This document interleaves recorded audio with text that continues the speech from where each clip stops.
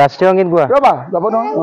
জন গণ মন অধিনায়ক জয় হে ভাৰত ভাগ্য বিধাতা পঞ্জাব সিন্ধ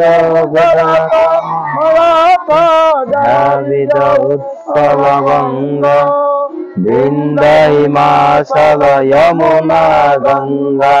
উচ্চল জলধি তরঙ্গা তব শুভ নামে জাগে তব শুভ আশিষ মাগে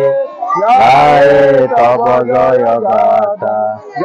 জন মঙ্গল দায়ক জয় হে ভারত ভাগ্য বিধাতা জয় হে জয় হে জয় হে জয় জয় জয় জয় হে কোৱা তুমি কোৱা কিবা ক'ব লাগিব আজি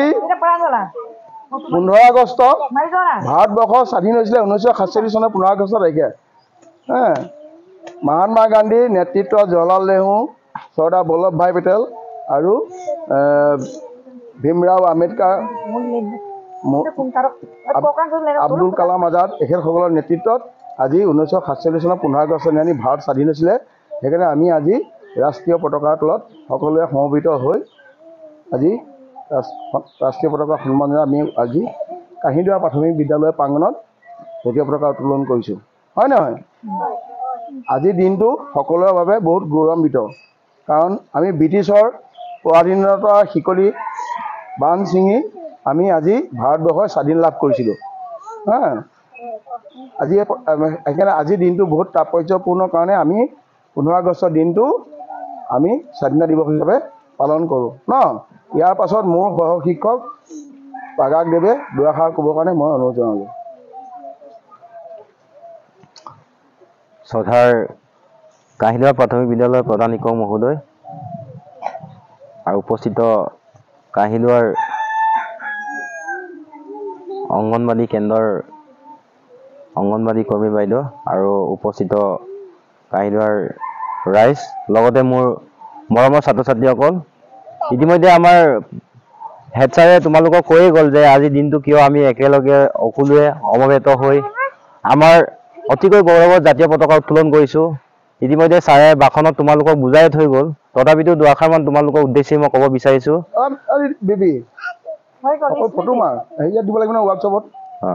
আজিৰ দিনটো হ'ল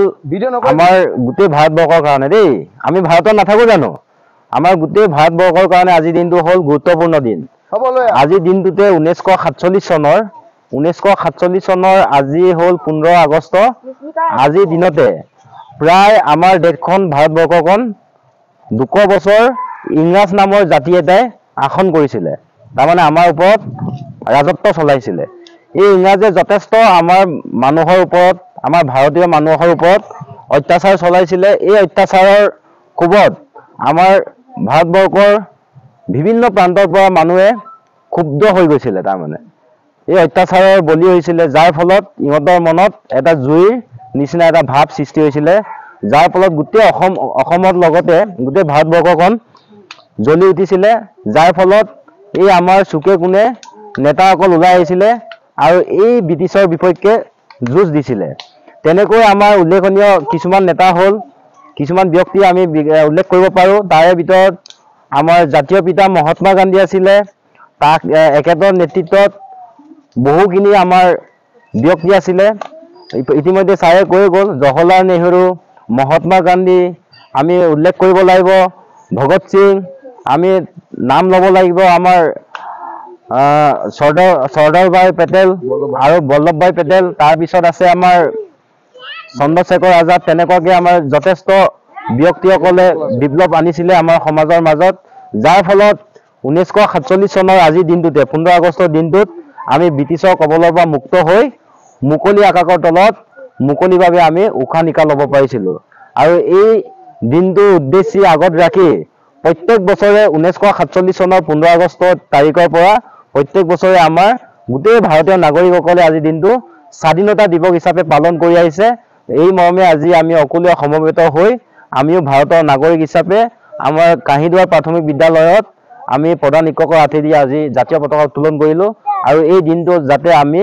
চিৰ স্মৰণীয় কৰিব পাৰোঁ এই কাৰণে আমি আজি দিনটোত আমাৰ জাতীয় সংগীত পৰিৱেশন কৰি দেশৰ হকে আমি আজি দিনটো উৎসৰ্গা কৰিছোঁ গতিকে আজি দিনটোৰ মহত্ব ইমানখিনি আছিলে আজি দিনটোৰ মহত্ব আমি সদায় মনত ৰাখিব লাগিব দেই